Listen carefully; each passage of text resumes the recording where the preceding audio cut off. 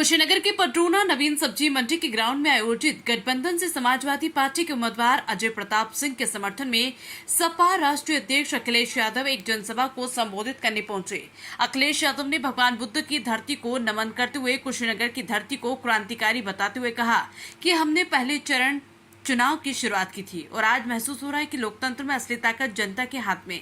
आज जनता चुनाव लड़ रही है, जनता गठबंधन के साथ है। अखिलेश यादव ने योगी मोदी पर तंज कसते हुए कहा कि बीजेपी वालों ने 10 में किसी को नहीं छोड़ा और जो 400 पार का नारा दे रहे क्योंकि ये संविधान को बदलना चाहते हैं। मुख्यमंत्री ने बड़े उद्योगपति बुलाकर निवेश कराने का दावा किया और लाखों करोड़ों का सपना दिखाया, लेकिन जमीन पर कुछ नहीं हुआ। जो 400 पार का नारा देने वाले हैं वो 400 हारने जा रहे हैं। कुशीनगर से मोहम्मद उमर अंसारी की रिपोर्ट।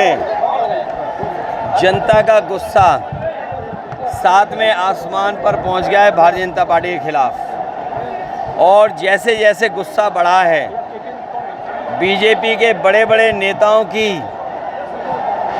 भाषा डगमगा गई है, उनकी बातचीत लड़खड़ा गई है। अब कोई भी भारतीय जनता पार्टी की पुरानी कहानी नहीं सुनना चाहता है और कोई भी उनके घिसे पिटे डायलॉग को नहीं सुनना चाहता है। जनता सुनना चाहती है कि किसानों के साथ धोखा क्यों हुआ, नौजवानों को नौकरी क्यों नहीं मिली, और ये तो भगवान बुद्ध की धरती है जिस पर बड़े बड़े वादे किए गए थे कि हम चीनी मिल चलाएंगे, एयरपोर्ट चलाएंगे, टूरिज़्म बढ़ाएंगे, लेकिन जहाँ किसान को धोखा मिला, ना आय बढ़ी उसकी, एयरपोर्ट चल के बंद हो गया। जो मैत्रेय परियोजना कभी समाजवादियों ने शुरू की थी, ज़मीन को एक्वायर किया था, मैं धन्यवाद देता हूँ किसानों को। वहाँ सुनने में आया कोई यूनिवर्सिटी बना रहे हैं, लेकिन अभी मेडिकल कॉलेज और ऐसी कोई व्यवस्था नहीं कर पा रही सरकार, जिसकी वजह से यहाँ के नौजवानों को नौकरी रोजगार मिल पाते। और फिर मुख्यमंत्री तो पड़ोसी हैं, तो डबल इंजन को कहने वाले कुशीनगर में आते आते इनके डबल इंजन की हवा क्यों निकल जाती है, इनके इंजन के धुआं क्यों निकल जाते हैं। न कोई सड़क बना पाए, जो सड़कें बनी हुई थी वो गड्ढे हो गए, ना बिजली का ठीक इंतज़ाम कर पाए, बिजली का बिल बढ़ा दिया, स्वास्थ्य सेवाएं ठप हैं, एम्बुलेंस ख़राब कर दी, 100 नंबर ख़राब कर दी, तहसील और थाने में भ्रष्टाचार बढ़ गया। हमारे पुलिस भाइयों को तो ये लगता है कि 100 नंबर से 112 हुआ है, उन्हें भी अपना रेट बढ़ा लेना चाहिए। तो हर जगह भ्रष्टाचार बढ़ा, निवेश के नाम पे सपने दिखाए, कहाँ निवेश ज़मीन पर पहुँचा। और फिर इलेक्टोरल बॉन्ड के नाम पर इन्होंने बड़े बड़े लोगों से चंदा वसूल लिया।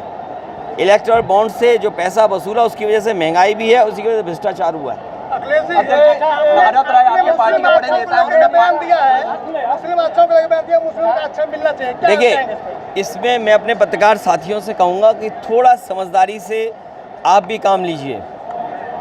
सही मायने में और सच्चाई ये है कि बीजेपी के फैसलों ने पिछड़ों का, दलितों का, आदिवासियों का आरक्षण छीना है। यही पिछड़े, दलित और आदिवासी लोग सामान्य मेरिट में आ जाते थे, जनरल में इन्हें नौकरी मिल जाती थी, लेकिन अब इनको जनरल में नौकरी नहीं मिलती है, तो इनको अपनी सीमा में बांध दिया है।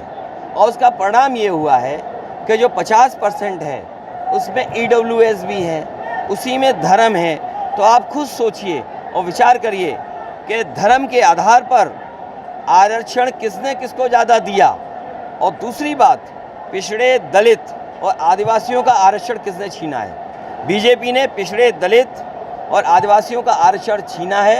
ये जानबूझ करके बचना चाहते हैं, इसलिए धर्म की बातें कर रहे हैं। इनकी कोई बातें सुनना नहीं चाहता है।